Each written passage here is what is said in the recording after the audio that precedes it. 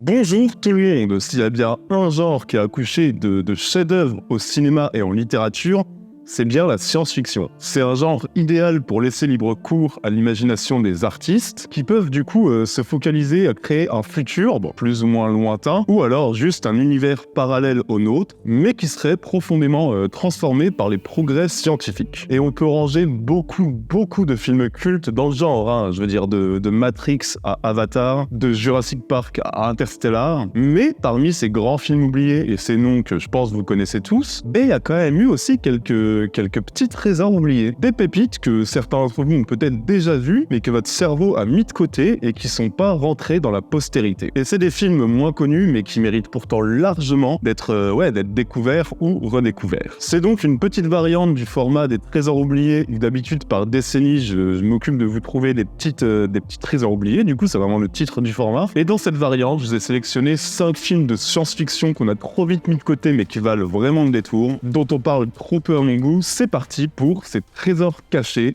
de la science-fiction.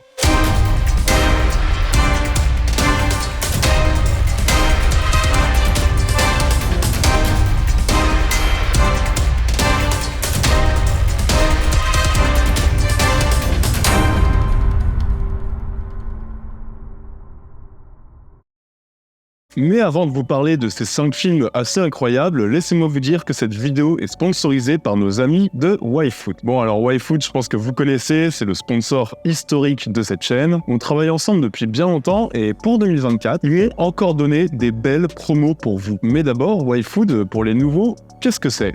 C'est des produits qui se présentent sous forme de barres ou de boissons, donc équilibrés et avec tous les nutriments nécessaires, des produits énergétiques mais pas caloriques, et c'est un peu du coup la solution parfaite pour éviter le grignotage, mais aussi pour gagner du temps et pour vous préserver du coup de barre de la mi-journée. C'est du Nutri-Score A, hein, quand je vous dis que c'est hyper sain, et t'as à peu près tous les goûts possibles, caramel salé, cacahuète chocolat, chocolat blanc noix de coco, même du brownies pour les barres, et t'auras plein d'autres goûts, vanille, café glacé, banane pour les bouteilles. Et c'est vraiment excellent les amis, clairement avec tous ces goûts de toute façon vous allez obligatoirement trouver votre préféré. C'est ça, c'est une manière parfaite de se faire plaisir sans culpabiliser, donc vraiment c'est un sponsor idéal pour moi. Moi je dégomme tous les YFood à chaque fois que je les reçois, vraiment je me régale, merci beaucoup à eux. Et du coup ils m'ont donné un code qui est un peu idéal pour ceux qui vont découvrir YFood, c'est-à-dire qu'il y a un pack qui s'appelle le pack variété qui concentre un peu tous les goûts. Et pour cette offre, YFood m'a donné 10% de réduction avec le lien en description ou avec le code Altercut YouTube qui va s'afficher là. Franchement, c'est le pack parfait pour découvrir tous les goûts différents. Et je sais qu'à chaque fois, vous faites un bon accueil à ce sponsor, ce qui est très cool pour eux et pour moi. Ça donne envie de continuer la collaboration et ça va juste aider la chaîne à se développer. Merci à eux de continuer à soutenir cette chaîne. Nous, on se replonge dans la vidéo. Bon, alors j'ai décidé de commencer très fort, mais de toute façon, vous allez voir, de toute façon, je suis très fier de cette sélection pour cette vidéo. Et du coup, dès le début, on va aller faire un tour chez nos amis japonais. Nos amis japonais qui sont quand même souvent des références dans le genre de la SF. Et du coup, pourquoi ne pas aller voir un maître reconnu du genre pour commencer ? Je vais vous parler d'un film qui a été supervisé et écrit par Katsuhiro Otomo, qui est quand même le papa d'Akira, rien que ça. C'est un film d'animation, ce sera d'ailleurs le seul film d'animation de cette vidéo, qui s'appelle Memories. Alors, Memories, c'est assez particulier parce qu'en fait, et c'est pour ça que je trouve que c'est un peu idéal pour commencer, on est sur une anthologie de science-fiction, donc ça nous permet d'explorer plusieurs facettes du genre en un seul film. En gros, je vous explique, on va avoir 3 films d'une demi-heure environ, 3 films bien distincts. Le premier film, par exemple, c'est une sorte de space opéra magnifique où des cosmonautes découvrent une mystérieuse entité qui dérive dans l'espace, et le deuxième sera, par exemple, beaucoup plus terre-à-terre, puisqu'il suivra un employé d'un labo scientifique qui manipule un virus hyper dangereux et qui, sans le vouloir, déclenche une épidémie meurtrière terrible et hyper mondiale. Je sais pas si ça vous rappelle quelque chose. Et le dernier segment nous plonge dans un univers parallèle au nôtre qui est assez fascinant. Je ne vais pas trop vous en dire. Je reste flou, volontairement, parce que j'aime l'idée que vous découvriez le film un petit peu à neuf, mais sachez qu'on est, malgré le fait que ce soit 3 segments, sur une œuvre qui est d'une cohérence et surtout d'une intelligence assez rare.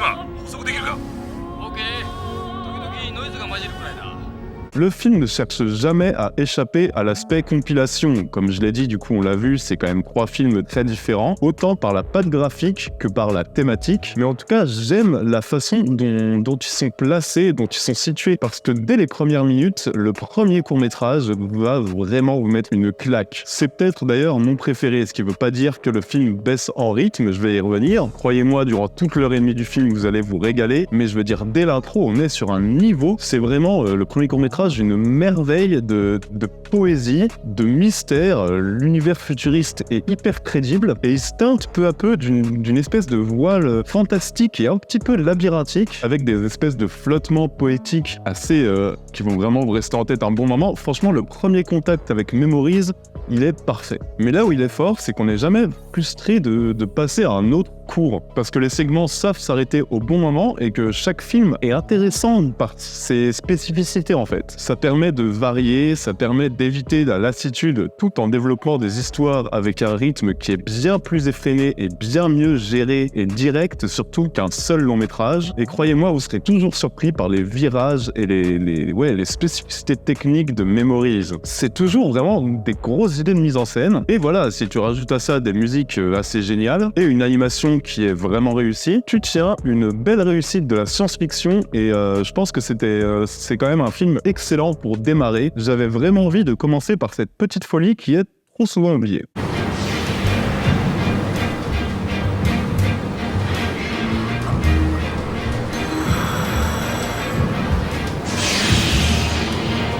Bon, alors, deuxième film. Et vous savez quoi? En vrai, deuxième film, je voulais vous parler de Planète Hurlante, qui est un film de science-fiction qui est adapté de Philip K. Dick. Vous savez, l'auteur qui est quand même le papa de Blade Runner, Total Recall, Minority Report. Je trouve que Planète Hurlante, c'est un petit film trop souvent oublié qui aurait complètement eu sa place dans cette vidéo, mais en fait, j'en ai déjà parlé dans une autre vidéo sur Terminator en moins bien. Du coup, j'ai cherché un film qui s'en rapprochait un petit peu, et j'ai trouvé un autre film de science-fiction très proche, et pareil, un peu trop souvent oublié à mon sens, qui s'appelle The Arrival. Planète Hurlante, le film, il reposait sur des aliens mortels qui pouvaient prendre l'apparence humaine, qui créait évidemment une certaine paranoïa tout le long du film. Eh bien, The Arrival a un peu les mêmes qualités. On va suivre Zane, qui est un radioastronome qui passe sa vie à sonder les fréquences aériennes parce que le mec rêve d'y trouver les preuves de l'existence des aliens. Et un jour, blam, il capte des sons étranges, presque des cris, qui proviennent des limites de notre système solaire. Donc ça, pour Zane, c'est la folie, hein. Il a toujours rêvé de ça, il va essayer d'en savoir plus, ce qui va le conduire à découvrir une machination, une espèce d'étrange complot, une base secrète sur Terre qu'il pense être habitée par des extraterrestres qui prendraient l'apparence humaine et qui cherchent à coloniser notre planète de l'intérieur. Et du coup, si vous cherchez un petit film d'invasion, de science-fiction qui joue sur la paranoïa et qui se permet quelques bizarreries visuelles tout en étant quand même très divertissant, The Arrival va clairement faire le taf.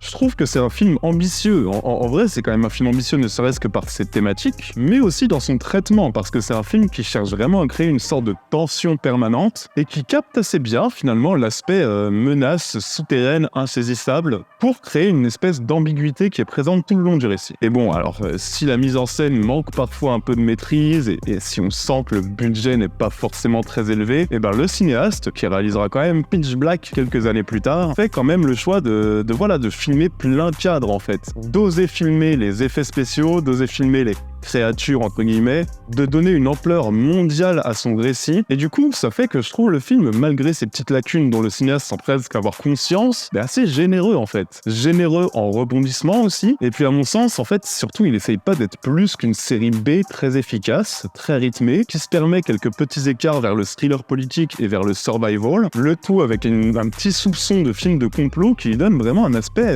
plutôt intéressant. En tout cas, c'est un film qui, pour moi, a un vrai capital sympathie. Alors oui, The Arrival n'est pas un chef-d'œuvre, mais en fait, je trouve qu'il a été tellement oublié, et il a fait tellement peu de bruit, en fait, que je me voyais bien le réhabiliter. Et clairement, si le sujet et si les images que vous avez vues dans cette vidéo vous chauffent, foncez dessus, vous allez vous régaler.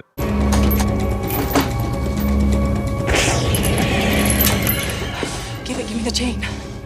You can move the dish from here, right? So go. I can do this. Zane, for once in your paranoid life, would you please just trust me? D'accord. Bon bah, on va pas non plus rester que dans les films trop récents. Vous connaissez cette espèce d'âge d'or de la science-fiction, un peu entre guillemets nanardesque, sans que ce soit forcément péjoratif. Mais vous voyez le cinéma américain des années 50-60, science-fiction un petit peu kitschouille, avant que Planète Interdite et 2001 de Stanley Kubrick n'arrivent pour révolutionner tout ça. Et bah parmi ces films, il y en a un qui est quand même intéressant et qui est trop oublié à mon sens, qui s'appelle The Island Earth.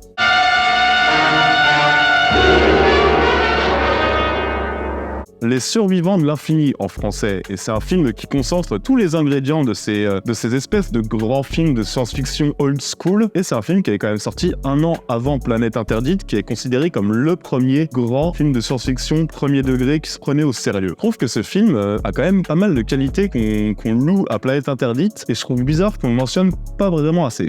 Parce qu'à l'époque, ouais, ok, la science-fiction c'était un peu un sous-genre, mais Les Survivants de l'Infini c'est quand même un film largement au-dessus de la masse, que ce soit par son histoire qui est quand même bien plus complexe que la moyenne, ou que ce soit par la qualité de ses effets spéciaux. En fait, on va suivre un scientifique qui se voit invité par un mystérieux professeur à participer à un programme de recherche secret. Le truc, c'est qu'on apprendra vite que, en fait, le professeur il vient d'une planète lointaine, une planète qui est en guerre, et qui cherche de l'uranium pour son peuple pour pouvoir continuer la lutte contre les envahisseurs. Et c'est intéressant parce qu'en fait ça commence presque comme un James Bond en fait, en mode espionnage, thriller, complot, et ça tombe finalement dans la pure science-fiction, et c'est un mélange qui fonctionne plutôt bien.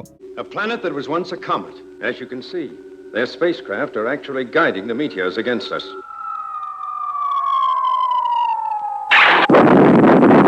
La première des qualités, moi je trouve qu'elle est visuelle. On a quand même des effets spéciaux qui sont très travaillés pour l'époque, hein, évidemment. Je vous parle pas d'Avatar, mais à l'époque, c'est quand même, je trouve que ça a quand même des effets spéciaux qui ont un certain charme, un charme un peu désuet, mais qui rend encore le film très facile à visionner aujourd'hui. Et je pense que ça a dû être une petite claque à l'époque. Hein. Et ce petit Technicolor qui est quand même assez charmant, non, moi je trouve qu'on est face à un beau film, bien photographié, avec un certain soin, et qui se permet même, et c'est assez étonnant, énormément d'effets visuels dans sa dernière partie. Et cette espèce de synopsis où se mêle politique, espionnage, film de guerre, tout ça, je trouve que ça permet une certaine ambiguïté qui est quand même bien plus intéressante que la majorité des productions SF de l'époque où on était quand même face à des films plutôt nanardesques quoi. Ça se cantonnait souvent à des gros aliens en carton qui nous envahissent, on est foutus. Là, il y a des vraies questions. Je veux dire, quels sont les intérêts des aliens? Sont-ils bons? Sont-ils mauvais? Pourquoi est-ce qu'ils ont besoin de notre technologie? Franchement, il y a des questions qui servent un récit qui est orienté vers le divertissement, très clairement, mais malgré la date, ça doit pas vous faire peur, on est sur un film très très facile à voir aujourd'hui, une petite valeur sûre avec beaucoup de péripéties, beaucoup de rebondissements, un petit film intéressant à voir, hein, bien plus que juste pour le côté historique, c'est impossible de s'ennuyer et c'est vraiment un film à découvrir.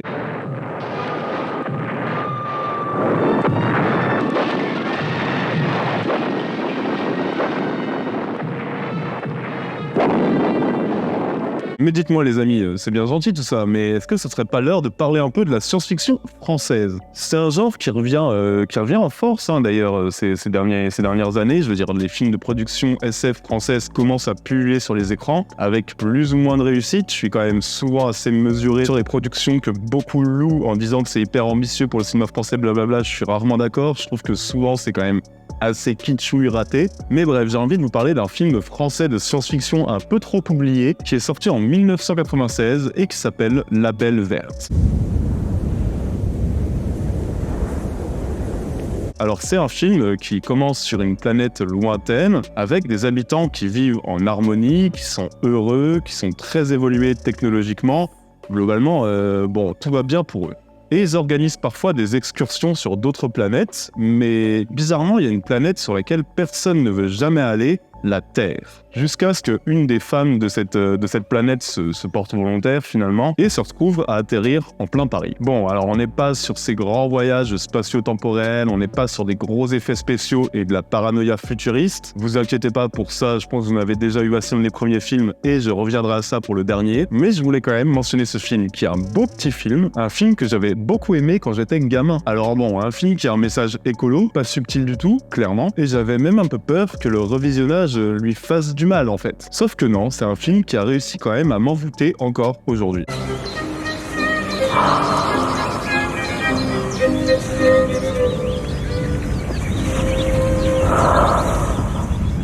Alors ouais, on est sur un film qui est quand même assez théâtral, un film qui est surtout assez drôle, un film où s'enchaînent des situations qui sont forcément assez décalées, évidemment, ne serait-ce que par le contexte où vous pouvez le comprendre, mais surtout des situations qui ont pour but de remettre en question les personnages. Et bon, alors on s'en doute, le propos final du film, il est quand même quasi enfantin. La nature et la terre, c'est magnifique, et les hommes et la société la gâchent, oui.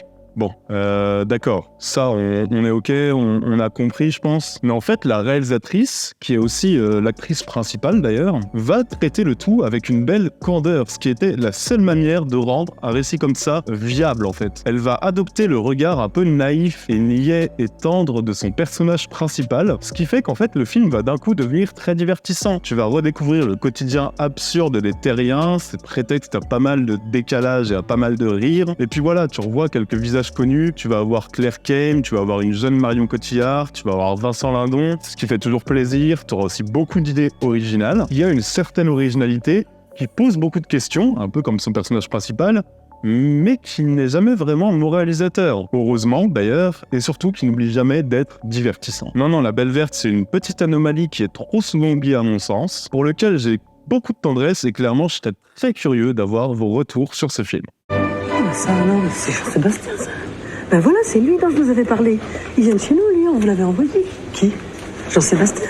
De temps en temps, on en chante encore des trucs de lui.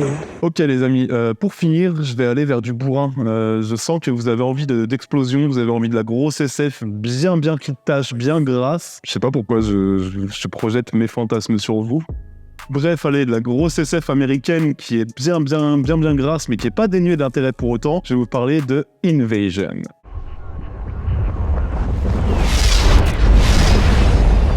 Le pitch va sans doute vous rappeler quelque chose, les gars. Une énorme explosion qui embrase le ciel américain. C'est l'explosion d'une navette spatiale dont les débris tombent sur la Terre. Le gouvernement prend les choses en main, ce qui généralement pue un peu dans les films de science-fiction, et des rumeurs vont naître. Parmi ces débris, il se trouve une espèce de matière inconnue, un peu étrange, qui contaminerait quiconque la touche. Bon, ok. Et quelques temps après le crash, Carol, aka Nicole Kidman, parce qu'il y a Nicole Kidman dans ce film, ce qui en fait de base directement un très bon film, c'est pas moi qui fais les règles. Donc, Carol et le reste des États-Unis se retrouvent confrontés à d'étranges phénomènes. Des gens qui ne reconnaissent plus leurs proches, des femmes qui se plaignent qu'on a changé leur mari, qui sont pourtant les mêmes physiquement. J'en dis pas plus, mais vous aurez, je pense, reconnu qu'on est face à la relecture de L'invasion des profanateurs de sépulture, qui est un grand classique de la science-fiction qui a été adapté au cinéma plusieurs fois et toujours avec brio. Et ici, c'est une adaptation très américaine, à grand budget, et qui a quand même quelques petites forces à faire valoir.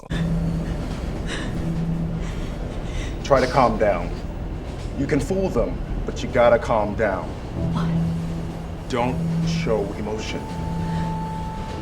Then they can't tell who's who. John. Stay calm. Bon alors déjà, j'adore Nicole Kidman, vraiment, et là je trouve qu'elle est quand même assez extraordinaire de présence et de charisme dans ce film, surtout face à un Daniel Craig qui, lui par contre, il est monolithique, il a le charisme d'une huître dans ce film, c'est assez incroyable. Clairement, elle s'en sort bien mieux que lui, dans un film qui est quand même assez spectaculaire, qui est rempli d'effets spéciaux plutôt réussis, et qui lorgne vers cette espèce d'ambiance paranoïaque que The Thing a instauré dans la grande majorité des films de science-fiction qui ont suivi. Et je pense que de toute façon, à la vue de cette sélection, vous aurez compris que la SF paranoïaque en mode thriller, c'est ce que je préfère, c'est le genre de SF que je préfère. Mais en voyant ce film, du coup, que j'ai découvert cette chronique, je m'attendais à un film bien plus bête que ses prédécesseurs, qui sont quand même des références du genre, du film de Don Siegel à celui de Abel Ferrara, l'invasion des profanateurs de sépulture, c'est quand même des références de la SF subtile, de la SF paranoïaque. Là, le film a cette espèce d'intelligence et de parti pris de s'éloigner de ses aînés, avec lesquels il sait presque qu'il ne pourra pas rivaliser, et du coup de multiplier les partis pris de narration, mais aussi de mise en scène, ce qui est à l'origine de séquences franchement tendues, largement plus rythmées que les films précédents, avec beaucoup plus de péripéties aussi, mais sans oublier une petite richesse thématique, je vais pas vous spoiler, mais le film prend des virages qui le rend quand même assez différent de ses grands frères, tout en prenant son sujet à bras-le-corps et en l'enrobant d'une espèce d'esthétique très blockbuster qui fonctionne plutôt pas mal. Alors oui, tout n'est pas rose, il y a quelques petits problèmes de rythme, il y a un peu trop de passages obligés très américains, il y a un Daniel Craig qui est complètement aux fraises, mais ça reste quand même, je trouve, au-dessus de pas mal de productions SF américaines américaines des dernières années, ça vaut le détour et je suis content d'en parler ici.